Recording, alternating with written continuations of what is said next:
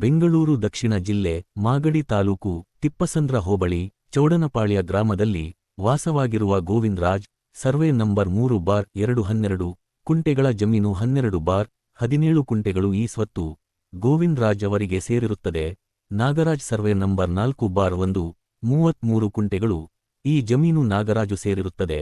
ಈ ಜಮೀನನ್ನು ಮಾಗಡಿ ತಾಲೂಕಾಫೀಸ್ ಸರ್ವೆ ಅಧಿಕಾರಿಯಾದ ರೇಖಾ forgery sign ಮಾಡಿ ಹಾಗೂ ಫೋರ್ಜರಿ ಸ್ಕೆಚ್ ಮಾಡಿ ನಾಗರಾಜ್ ಎಂಬುವ ಜಮೀನ್ ಮಾಲೀಕರಿಗೆ ಯಾವುದೇ ವಿಷಯ ತಿಳಿಸದೆ ಸರ್ವೆ ಅಧಿಕಾರಿ ರೇಖಾ ಫೋರ್ಜರಿ ಸೈನ್ ಮಾಡಿ ದುಡ್ಡಿನ ಆಸೆಗಾಗಿ ಜನರಿಗೆ ಮೋಸ ಮಾಡುತ್ತಿದ್ದಾರೆ.